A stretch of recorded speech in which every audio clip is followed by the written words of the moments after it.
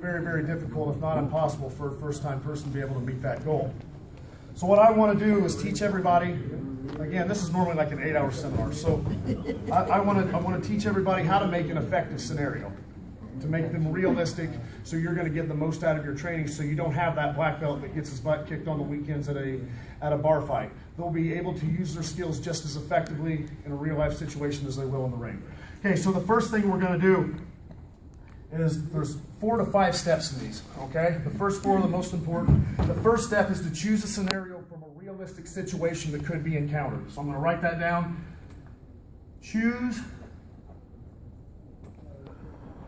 realistic situation. Excuse my handwriting, I've never been a school teacher. Choose realistic situation that could be encountered, all right? So we don't want to say, okay, well, the scenario today is ninjas or a tiger or a pet pony is going to attack you. That in the mind, they subconsciously know that's not going to happen, so it would be ineffective. It would be counterproductive. So can anybody think of a real-life situation that we could use? Someone sticking you up at your car. Pardon? Sticking you up at the grocery Perfect. store. Sticking you up at your car. Or again, like we said, a bar fight, a mugging in an alley, or just even for younger people, a schoolyard bully. Any of those realistic situations. So those are the ones we want to use. And again, when I pass out the paper, I have each of these steps outlined, and there's subsections with them too that give a little more detail. Okay, so realistic situation, bar fight, schoolyard bully, mugging, random violent encounter. It doesn't matter what it is, as long as it is a realistic situation. Again, no ninjas, nothing joking around. We want to have fun with this because they're fun, but we don't want to make a joke out of it. Again, you fight how you train, right? So we don't want to make a joke out of training because it won't be prudent then when the real situation comes around. Okay. So number 2, we're going to choose a scenario which the trainee or student is not familiar with.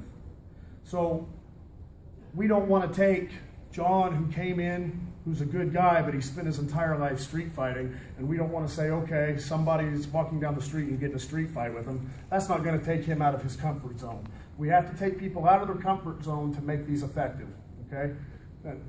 After a while, guess what? It's going to become your comfort zone. Not only are these scenarios we're doing going to become your comfort zone, but everything's going to become your comfort zone because you can truly walk around with the confidence that you can not only use your techniques in the dojo, but you can also use them anywhere you go. And that is a real good confidence to have. There's a lot of people walking around with what I call a pseudo-confidence. You know, they have their black belt, they know their skills are good, but they've never really been in an outworld position to where they've actually tested their skills. Well, that's what we're going to provide with these scenarios. Okay, so the second one is to choose a scenario that this trainee or student is not familiar with. Choose scenario unfamiliar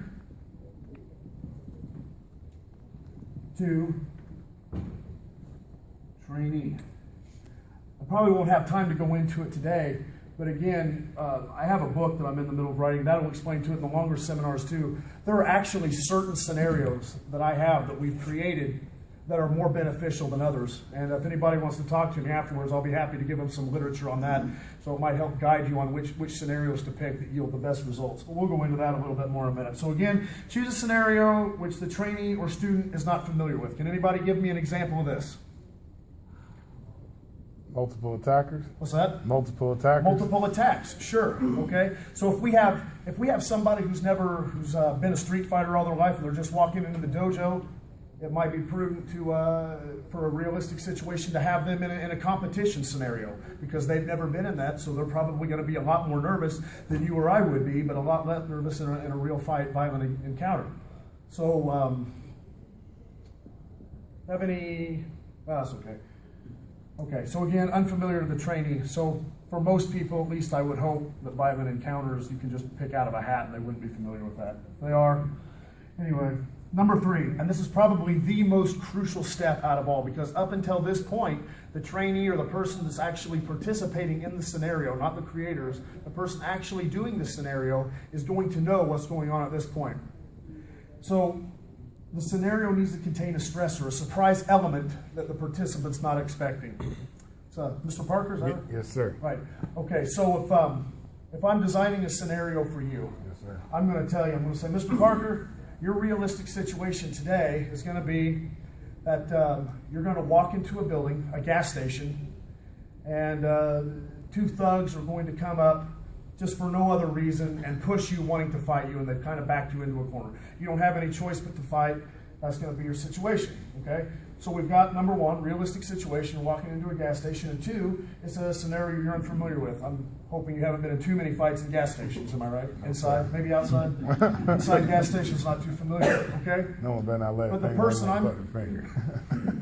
person I'm creating the scenario with, yes, sir, and whoever I'm using as my participants to help, we're going to have to get together without you, and we're going to say, okay, we need to add a stressor, we need to add a surprise element, or else Mr. Parker's going to know exactly what's coming, he's all going to be mentally prepared for it, and he's not going to happen.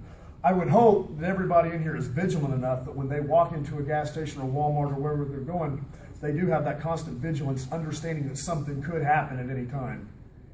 If you don't have that vigilance already, you really need to work on that. That's not really something I can provide. Just, I call it always being in the yellow. You have the red, which is a red light, means you're ready to go. You have the yellow, which means caution. It means you're always on alert. Then you have the green. The guy who's in the green is the guy walking around all the time staring at their toes. The guy in the yellow is walking around, have their hands where they can get their guard up quickly. And like I said, constant vigilance. Okay? So, must contain a stressor or a surprise. So if I say, Mr. Parker, when you go in, you're going to get mugged by two guys. Well, the stressor could be a third guy's going to come in, or the stressor could be, hey, guess what? I didn't tell you, but they have billy clubs and they have knives. Or it could be, hey, one of these guys is 7'3" and I brought him in for another school. It could be a wide variety of things. Or it could be, it's not two because their friends caught wind of it and came in, so now there's 5 people. Whatever it is, you don't know. Or there might be an attacker from the back. You just don't know. At any rate, the stressor. This is going to be the most important, like I said. So scenario must contain a surprise. Must contain surprise stressor. I'm going to go ahead and put a dash down here that the participant can't know what it is. Must not know. Okay. Does anybody have any questions this far? Good? Okay. Can anybody give me an example? Excuse me. Or think of another surprise stressor that we could use. Again, another good part about this is you let your creativity and imagination run free with this. Any real life situation that is viable you can come up with can and should be used. Can anybody think of anything? The lights go out. Pardon? The lights go out. The lights go out. I haven't thought of that one. That's a really good one. I like that. Lights go out, a fire, anything. That's good. I like that. Or a noise. You see me screaming in his ear like that, okay? That's just something you're not expecting. To give that person a little jump. What we're doing is we're wanting to train your mind to think in a split second. Okay? So the student can be aware up to the scenario at this point. They know they'll encounter a bar fight by encounter. They just don't know what's going to happen. The trainee's not going to know what exactly is going to happen up to this. Examples of stressor, multiple attacker. Attacker has weapon, gun, knife, anything. And the student is going to know that the surprise is coming, okay? But they're not going to know which. So that's going to teach them to better handle the situation. Okay, 4. After the scenario is complete. So after we've done all this and we've ran everybody through it, it's important to analyze the situation. So after completion,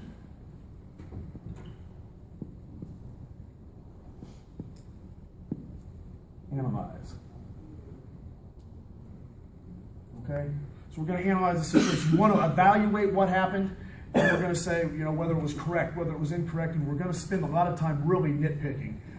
I don't like to use the word nitpicking or micromanagement, but unfortunately in some things it's very, very necessary. Point out the little things that you could have done to make it better. That's what these scenarios are designed for, okay? So have the student identify whether he or she felt when they felt the most stressed out and what physical or mental reaction that caused. So, Mr. Parker, if you're the instructor, you're going to design the scenario, but since you're the instructor, you're not going to be actually participating in it. Your spot's going to be in the corner watching the whole thing. You know steps 1 through 5, exactly what's going to happen the entire way, and you're not going to tell your student, but after you set it up, you're going to stand by and watch.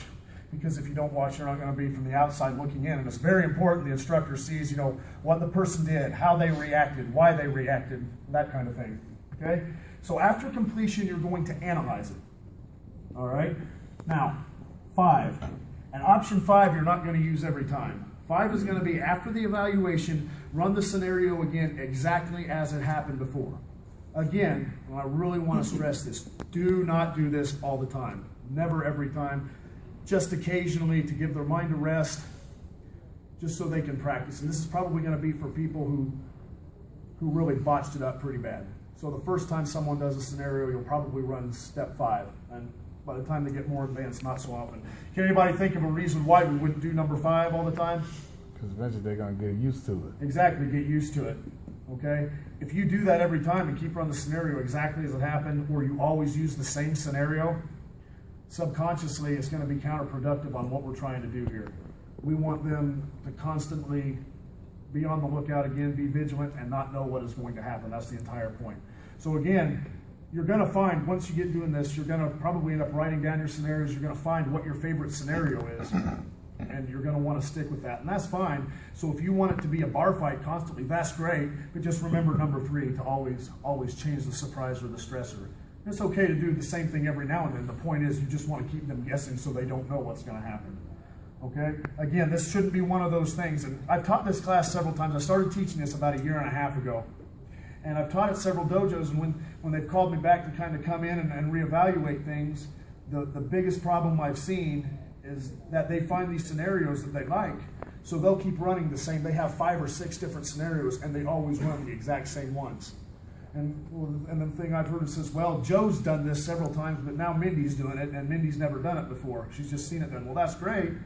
But students talk, they say, oh, for this scenario, this is what's going to happen. I mean, that's what we're taught to do, is to help each other out, right? So it's not anything malicious, but that's why it's very, very important to constantly change it. Okay, so after evaluation, you're going to run the scenario exactly as it happened before, and then you're going to make note on how much smoother and effectively the student's able to handle the situation. If we make a scenario right now, and it's completely botched by the person, or they mess it up, and then we run it again, they're probably going to do perfect. Again, that just really reinforces what my theory is here, or my scenarios, because when you're able to run it exactly like you did it the first time, your mind already knows. So that just reinforces, again, if you do the same thing over and over, you're going to be able to handle the second time with no surprises. Okay, so again, I want to put this optional. And again, like I said, I know I've said it, but I can't stress it enough. Do not do this all the time. Don't do it very often. Okay? After, I'm going to have to stand here. I have horrible handwriting. If you guys can read this, you should get an award. After evaluation, run again. Exactly. I don't need to spell it out. You guys are smart. You know what I'm talking about. Okay. All right. Does anyone have any questions about any of the options we've done? Okay. I have a handout up here that has all of this information on how to create the scenarios.